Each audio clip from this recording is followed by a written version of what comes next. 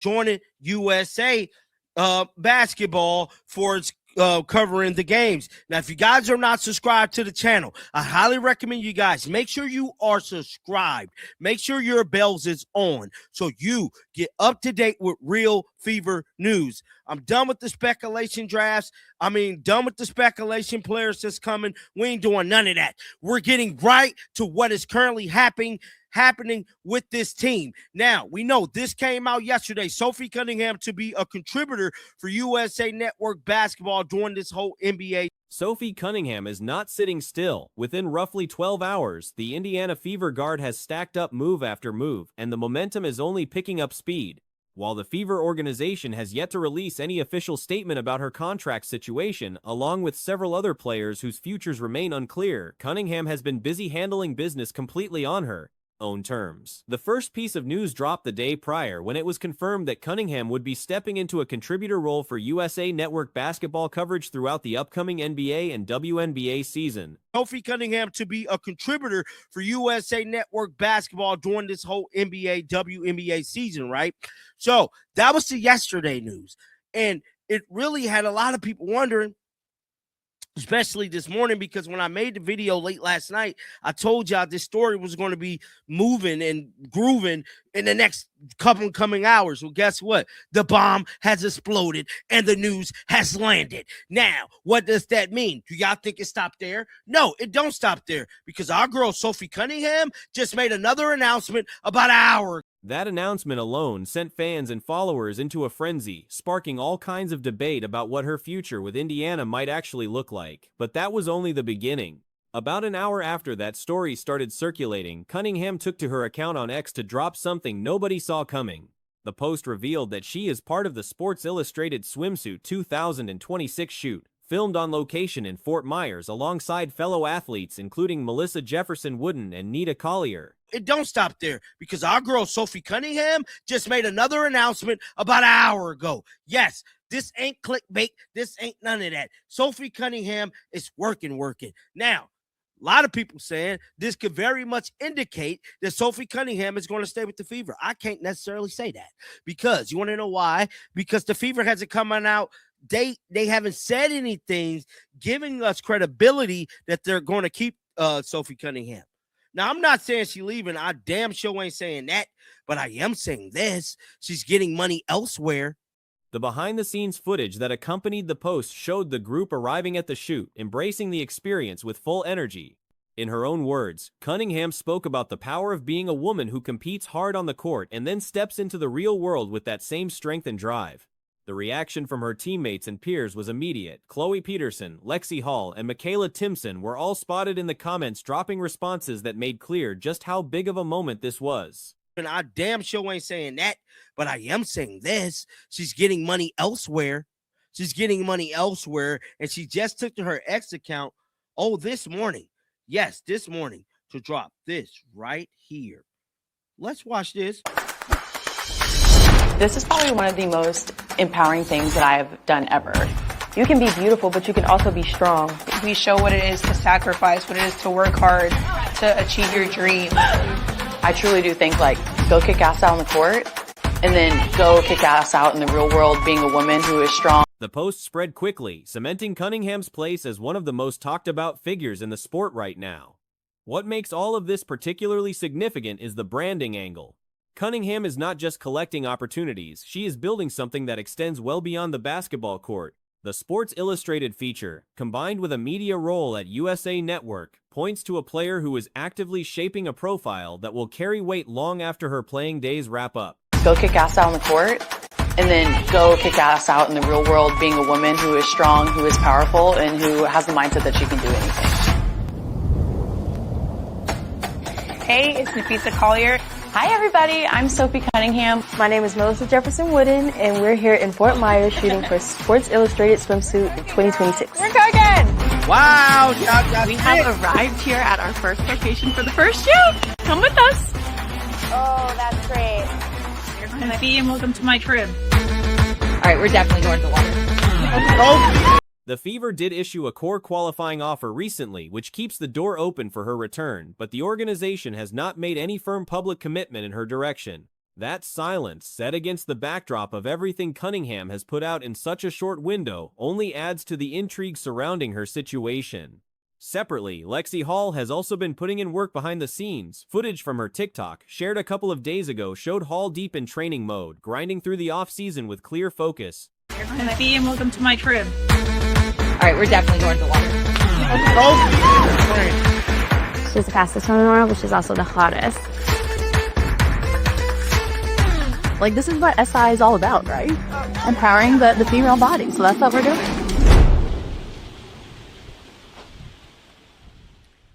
Yes, Sophie Cunningham is now a supermodel, bruh, for Sports Illustrated. That is her latest gig. This is crazy work. Crazy work. And come on. Hall, much like Cunningham, appears locked in and preparing seriously for the season ahead, regardless of how the roster picture eventually settles. Sophie Cunningham is trending, earning, and building all at the same time. The contract questions will eventually get answered, but right now, she is making noise far beyond anything tied to a single team or a single season. The Indiana Fever recently shared a ticket promotion graphic featuring two players, Caitlin Clark and Aaliyah Boston. This is crazy work. Crazy work. And come on, load up, because there's more. So that was the video that we played there. This is the post that Sophie Cunningham Sports Illustrated, right? Swimsuit edition 2026. Now, she's not the only one, but I find this to be very profound for Sophie Cunningham. You want to know why this is profound? Because she's branding, which means that she could be making moves for off the court after basketball. Sophie Cunningham is making big-time moves.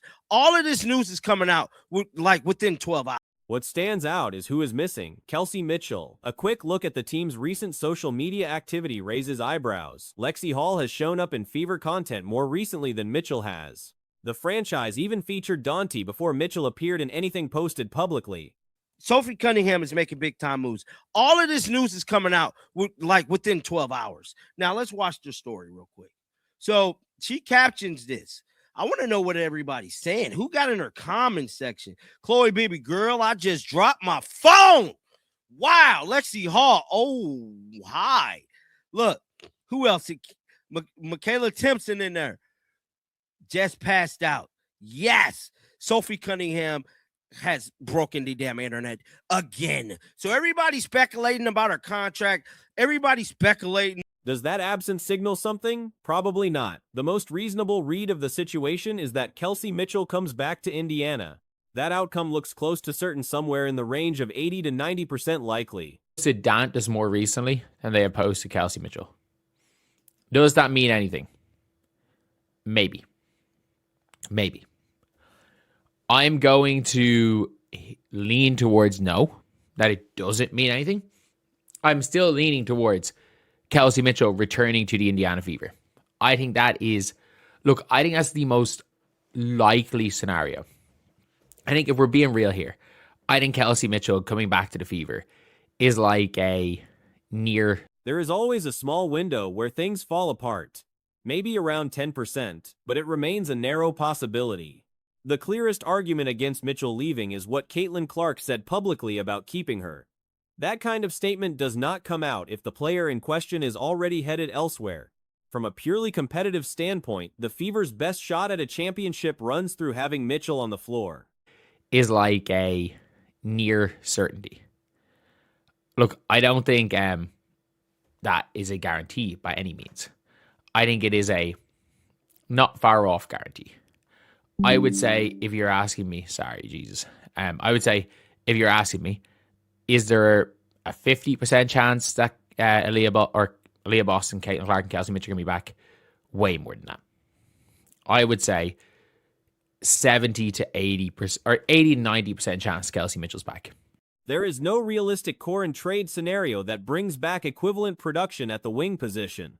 Jackie Young has been floated as a name, with reports suggesting she wants out of Las Vegas, but that path requires trading Mitchell first, then signing Young to a max deal, a sequence that has to work out perfectly to make sense. If it does, Fever supporters would likely support the move. But the baseline reality is that very few alternative roster constructions actually improve Indiana's odds of winning compared to simply running things back with Mitchell in the lineup. 80% or 80 to 90% chance Kelsey Mitchell's back. There is always that 10% chance. That has to always be factored in, and there's always a slight chance that that she just doesn't want to be there. And it's small though. It is small. And I think if she didn't want to be there, we wouldn't have heard Kelsey Mitchell coming out and being like, our main priority is making sure we keep Kelsey Mitchell. I don't think Caitlin Clark would have said that if Kelsey was not coming back. The Fever clearly want to win now. The Minnesota Lynx situation appears shaky, with the suggestion that their star's injury may be more serious than publicly acknowledged. Meanwhile, Nafisa Collier has been connected to the Aces in some reports, which would force Vegas into difficult roster decisions, potentially losing both Jackie Young and Chelsea Gray in the same offseason. That kind of upheaval opens a window for Indiana. I mean that.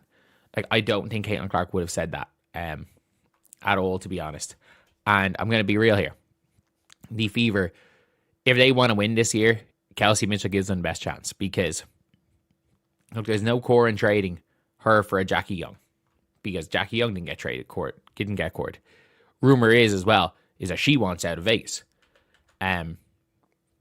Look, by coring Kelsey Mitchell, if it turns out that the Indiana Fever can core and trade Kelsey, the Dallas Wings are not expected to pull in major free agents. The Lynx could pursue Young themselves, or pivot toward Lauren Betts and Jess Shepard on cheaper deals, moving on from Alana Smith if the finances work out. For Indiana, almost every scenario worth taking seriously begins and ends with Mitchell's own preferences. If she wants to stay, the Fever run it back. Core and trade Kelsey Mitchell for future draft assets and then sign Jackie Young to the regular max if she wants that regular max, then okay, that's a move that I think everyone that is like a Fever fan would be happy with. But like, if we're talking about the Fever as an organization, giving them the best chance of winning, like, it is extremely difficult for there to be a scenario where they have a better chance of winning this year. If she wants out, then the front office extracts whatever value it can in a trade. The only hypothetical deals that carry any real appeal involve something like Atkins plus a 5th pick, or Atkins paired with Olivia or Betts combinations that at least make structural sense, even if they sound unconventional. The absence of Mitchell from the ticket graphic is not a red flag. Winning this year without Kelsey Mitchell than with Kelsey Mitchell. And I think the Indiana Fever are looking to win this year because, let's be real, they want that banner. And it looks like the Minnesota Lynx aren't running it back, which leads me to believe Fee's injury is worse than we think. I've heard about Nneka potentially going to what's called the Aces, but I'm like, if Nneka goes to the Aces, who are they going to lose? Aaliyah Boston belongs in that image as a signed player. The expectation is that the graphic expands as contracts get finalized. Free agency is expected to move fast over the next couple of days, with more signings and player movement than most people are currently predicting. Who are they going to lose? They're going to lose Jackie. They might lose Chelsea. I don't know what they're going to do. What type of team they're going to be able to put around AJ. The Dallas Wings aren't going to get any crazy free agents. I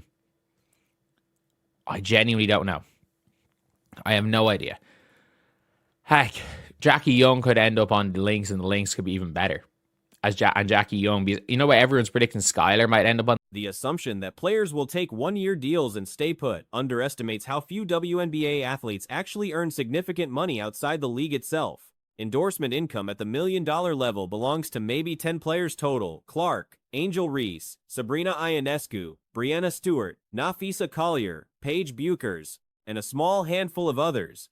The unrivaled equity that others hold is theoretical value until it can actually be sold, and the league's valuation could shift before that becomes real money. And Jackie Young, because you know what everyone's predicting Skylar might end up on the Lynx? Maybe if Alana Smith leaves, maybe it's Jackie Young. Maybe they just say, you know what, screw it. Jess Shepard, you're on a bit of a cheaper deal.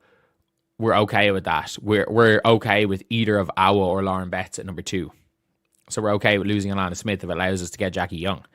That puts the Aces in a really, really, really tough position, or puts the Lynx in a good position to win it all. Given all of that, most players have a strong financial incentive to chase the best contract available rather than settle. That reality alone should drive more roster movement across the league than the current conventional wisdom suggests. For Indiana specifically, the core of Clark, Boston, and Mitchell staying together remains the most probable outcome and the one that gives the franchise the clearest path to a title.